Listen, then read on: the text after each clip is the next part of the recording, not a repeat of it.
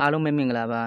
ကျွန်တော်ရဲ့ဘိုင်ဆိုးသူနီးပညာ channel လေးရဲ့နေအားလုံးကိုပြန်လဲကြိုဆိုလိုက်ပါတယ်ဒီနေ့ကျွန်တော်ပြန်လဲမျှဝေပေးသွားမယ့်အကြောင်းအရာလေးရောကျွန်တော်မေးထားတဲ့ຢာလေးပေါ့နော်ဘာလဲဆိုလို့ရှိရင်ကျွန်တော်ဒီfile manager ထဲမှာရှိတဲ့ကျွန်တော်ဒီ software တွေပေါ့နော် application တွေကိုဖြောက်ထားခြင်းနဲ့တဲ့ဘယ်လိုဖြောက်ရမလဲလို့ကျွန်တော်လာမေးထားပါနော်ကျွန်တော်အရင်တစ်ခါတွေတုန်းကတော့ကျွန်တော်ဒီကိုယ့်ရဲ့ဖုန်းထဲမှာရှိတဲ့ video တွေဘာညာဇာတ်ကားတွေအရေးကြီးတဲ့ဟာတွေဓာတ်ပုံတွေ video တွေပေါ့နော်ဟိုခေါင်းကြီးတို့ကြိုက်တဲ့ဇာတ်ကားတွေပေါ့နော်အဲ့ဒါတွေကိုတခြားသူတွေမမြင်အောင်ဆိုကမှကိုဖုန်းကိုယူကြည့်လို့ချင်းပေါ့နော်တခြားသူတွေမတွေ့အောင်ဆိုကမှကျွန်တော်ဖြောက်တဲ့နည်းဝတ်ထားတဲ့နည်းကိုအလုံးစုံဆုံးနည်းကိုကျွန်တော်ပြပေးခဲ့တယ်ပေါ့နော်အခုဒီတစ်ခါမေးလာတာကတော့အဲ့ဒါမဟုတ်ပေါ့နော် software ပေါ့နော်သူက software ကိုဖြောက်ထားခြင်းတာပေါ့နော်ဒီကျွန်တော် file manager ထဲမှာရှိတဲ့ကိုဖုန်းထဲမှာရှိတဲ့ software ဒီ install တင်ထားတဲ့ဟာမဟုတ်ဘူးပေါ့နော် file manager ထဲမှာရှိတဲ့ software တွေကိုသူကဖြောက်ထားခြင်းတာပေါ့နော်ဘယ်လိုဖြောက်မလဲလို့မေးလာတယ်အဲ့တော့အလုံးစုံဆုံးပေါ့နော်အလုံးစုံဆုံးနည်းလေးပဲကျွန်တော်ဖြောက်တဲ့နည်းလေးပြပေးမယ်နော်အလွယ်ကူဆုံးနဲ့အလုံးစုံဆုံးနည်းလေးပေါ့နော်အဲ့နည်းလေးပြပေးပါမယ်အဲ့တော့ကျွန်တော်ဒီ file manager နဲ့ကျွန်တော်ချက်သွားပြလိုက်မယ် file manager ထဲမှာကျွန်တော်ကိုထည့်ထားတဲ့ကိုက software တွေဘယ်နဲ့ကနေ down ထားလဲဘယ်ကနေကူးထားလဲကြည့်ပေါ့နော်ကျွန်တော်ဒီ APK ဆိုတဲ့ထဲမှာကျွန်တော်ဒီမှာ software ၄ခုရှိတယ်ပေါ့နော်ဒီထဲမှာ software ၄ခုရှိရဲအဲ့ software ၄ခုကိုကျွန်တော်ဒါဒီ software ပုံတွေဖြောက်ပြမယ်နော် software မှမသိအောင် install တင်လို့လည်းမရအောင်ဒီမှာဒီတိုင်းဆိုရင်ကျွန်တော်ဒီမှာနှိပ်လိုက်လို့ရှိရင် install တင်လို့ရရနော်အဲ့ install တင်လို့မရအောင်လုံးဝဖြောက်ထားတဲ့နည်းပေါ့နော်အဲ့တော့ဖြောက်ထားတဲ့နည်းလေးပြပေးမယ်အဲ့မှာ၄ခုရှိတယ်ပေါ့နော်ဒီထက်မှာကျွန်တော်၄ခုရှိတယ်အဲ့ဒါလေးကိုကျွန်တော်ဖြောက်ထားပြမယ်ပေါ့နော်အဲ့တော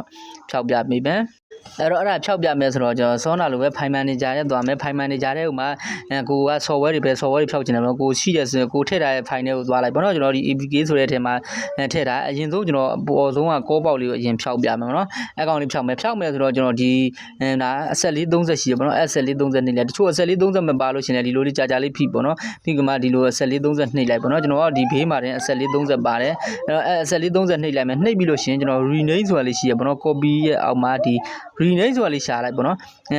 နှစ်နည်းရှိတယ်ဒါပေမဲ့ကျွန်တော်ဒီတနည်းကိုပဲပြပေးမယ်နော်rename ဆိုတာလေးကိုကျွန်တော်ချက်နေမယ်နှိပ်ပြီးလို့ရှိရင်သူကဒီလိုလေးပေါ်လာပြီပေါ်လာလို့ရှိရင်ကျွန်တော်ဒီသူ့နောက်မှာကကျွန်တော် video တွေဆိုလို့ရှိရင် MP4 တို့ဟို MP3 ဆိုလဲ MP3 လို့ပြနေတယ်ပေါ့နော်ကျွန်တော်ကသူဒီ dot ရဲ့နောက်မှာကျွန်တော်ဒီမှာ software ဖြစ်တဲ့အတွက် APK လို့ပြနေတယ်ပေါ့နော်ဒီသူ့ရဲ့ name ရဲ့နောက်မှာ .apk လို့ပြနေပေါ့နော်အဲ့တော့ကျွန်တော်dot ရဲ့နောက်ကစာလေးဖြစ်လိုက်ပေါ့နော် apk ဆိုလေးကိုဖြစ်လိုက်မယ်အဲ့နေရာမှာကျွန်တော်အဆင်ပြေတဲ့စာလေးရေးပေါ့နော်ဘာရေးကျွန်တော်ဒါမှမဟုတ်လဲ zip file ရေးရင်လည်းရေးပေါ့နော် ZIPC လို့ရေးလဲရတယ်တခြားကိုရေးချင်တဲ့စာရေးလဲရတယ်ဒါပေမဲ့ကိုရေးခဲ့တဲ့ဟာမှတ်မိဖို့တော့လိုတယ်ပေါ့နော်အဲ့ကိုရေးမယ်ရေးပြီးကမှ okay နှိပ်မယ်နှိပ်ပြီး rename ဆိုလေးနှိပ်လိုက်ဒါဆိုလို့ရှိရင်တော့ဒီမှာ software ကပုံစံလေးပြောင်းသွားပြီဒီမှာဒါမျိုးလေးဖြစ်နေပေါ့နော်ကျွန်တော် install တင်မယ်ဆိုလဲအဲ့ကောင်လေးနှိပ်မရတော့ပေါ့နော်ဒါမျိုး zip file ဖြည့်ခိုင်းနေဒါမျိုးဖြစ်သွားပြီပေါ့နော်အဲ့တော့ install လည်းတင်မရဘူးဒါတစ်ခုပြီးသွားနော်နောက်တစ်မျိုးရေးလို့ရတယ်ဒီနေရာလေးမှာ ZIPC မှာမဟုတ်ဘူးเนาะကိုရေးချင်တာရေးလို့ရတယ်နောက်တစ်ခုကျွန်တော်ဖြောက်ပြပြီးမှဒီ software လေးဖြောက်မယ်ဖြောက်မယ်ဆိုအကောင့်လေးကြာလေးနောက်ဆိုကျွန်တော်အကောင့်လေးကိုဒီအဆက်လေး30နှိပ်မယ်ပြီးလို့ရှိရင်ဒီမှာ rename ဆိုတာလေးနှိပ်မယ်ပြီးလို့ရှိရင်ဒီမှာသူ့ရဲ့နောက်က .apk ကိုဖြတ်လိုက်ပါเนาะ .လေးထားခဲ့ apk ကိုဖြတ်ပြီးမှကိုရေးချင်တာရေးပေါ့เนาะကိုယ့်ရဲ့နာမည်တွေရေးထားလဲရပါတော့။ဘာကြောင့်လဲဆိုတော့ကိုမှတ်မိဖို့ပေါ့နော်။ကိုပြန်လိုချင်တဲ့အချိန်ကျပြန်ယူလို့ရအောင်မှတ်မိဖို့လိုတယ်ကျွန်တော်ပိုင်းလို့ရေးလိုက်မယ်နော်။ဒီနေ့နေလိုက်မယ်။ဒါဆိုပိုင်းဒီကောင်းမျိုးဆိုတာဘယ်သူဒီကြိုက်တဲ့လောက်ဝင်ကြည့်ပေါ့နော်။ဒီကောင်းကြီးဒါကြီး software လို့ဘယ်သူမှမထင်တော့ဘူး။ဖိုင်အပြက်ကြီးလို့ပဲထင်မှာပေါ့နော်။ဘယ်သူမှ software ဆိုတာမထင်တော့ဘူး။ကိုကြိုက်တယ်လို့ရေးလို့ရတယ်။ရဲ့နောက်ကကိုကြိုက်တယ်လို့ရေးလို့ရဒီကောင်းကြီးဖြတ်အောင်မလားဖြတ်မယ်ဆိုလဲအမှsorry ပို့ဝက်မယ်ဆိုလဲအမှ အနောက်က apk လေးကိုဖြတ်လိုက်ပြီးလို့ရှင်ကိုရေးချင်တဲ့စာပေါ့နော်ကိုမှတ်မိမဲ့စာကိုရေးပါနော်ရေးလိုက်အဲ့လိုလေးရေးလို့ရတယ်ဒါဆိုတော့ကျွန်တော် software တွေပျောက်သွားပြီပေါ့နော်ဟိုပုံစံပျောက်သွားဒီ file ကတော့ကြံခဲ့ပေါ့နော်ဒါပေမဲ့ဒီကောင်တွေက software လို့ဘယ်သူမှမသိစားတော့ဘူးပေါ့နော်ဒီမှာအဲ့ဒီဟာကမှကျွန်တော်ဒီ name လေးပါကြိုက်သလိုချိန်လို့ရတယ်ဒီရှေ့ရ name မှာဒီကျွန်တော် sky ဆိုလဲ sky ဆိုတဲ့ name မှာချိန်လို့ရသေးတယ်ပေါ့နော်ကိုအဆင်ပြေလို့ရေးလို့ရပါတယ်ဒီနောက်မှာကျွန်တော်ကိုကြိုက်တဲ့စာရေးပေါ့နော်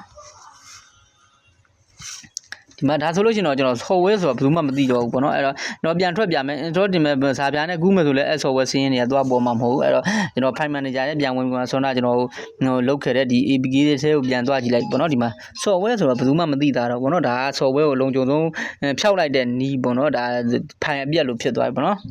ပြန်ဖော်မယ်ဆိုလို့ရှိရင်လဲအဲ့ဒီကျွန်တော် file manager နဲ့ပြန်ဝင်လိုက်ပေါ့နော်မထားလို့ကျွန်တော်ပုံမှန်တိုင်းပြန်ထားမယ်ဆိုလဲအဲ့ file manager နဲ့ပြန်ဝင်ပြီးမှအဲ့ကျွန်တော်လုပ်ခဲ့တဲ့ဒီသွားပေါ့နော်အကိုလုပ်ခဲ့တာကိုမှတ်ထားပြီးတော့ လို့ပေါ့နော်ကိုယ့်ကိုပြန်မေးနေတော့မတတ်နိုင်တော့ကိုရောသားနဲ့ကို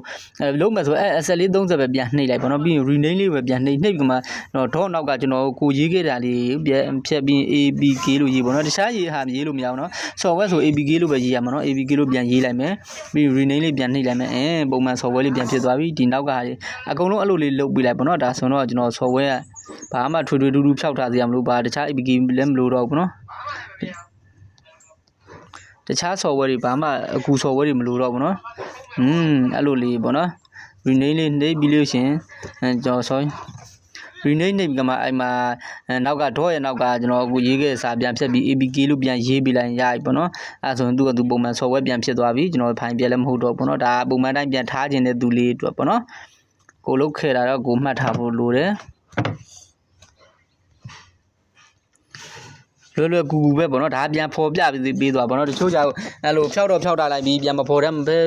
ဖြစ်နေမှာဆိုလို့အဲ့အကြောင်းကျွန်တော်ဒါဒီဖြောက်တဲ့နေရောပြန်ဖော်တဲ့နေရောတခါတလက်စားတဲ့ပြသွားပြီးရဖြစ်ပါတယ်အဲ့လိုလေးဖြောက်ပေါ့နော်အဲ့ဆိုတော့ဒါလုံကြုံတဲ့ဗီဒီယိုဖိုင်တွေလည်းအဲ့လိုဖြောက်လို့ရပါပေါ့နော်အရင်တော့ကျွန်တော်တင်ပေးခဲ့ဘူးသားပါဗီဒီယိုဖိုင်တွေလည်းလုံကြုံဆုံးဆိုပြီးမှအဲ့ကောင်လေးလှုပ်ထတာပို့ပြီးလုံကြုံတော့ပေါ့နော်တခြားကျွန်တော် MBBL ထဲမှာဟိုကထတာတို့ဗီဒီယိုပေါ့နော် MBBL ဟိုကဒါတို့ audio manager တို့ဘိုးတို့အဲ့လို software တွေနဲ့သွားမဟုတ်ရတယ်ပေါ့အဲ့လိုဟိုကဒါတွေကကျွန်တော်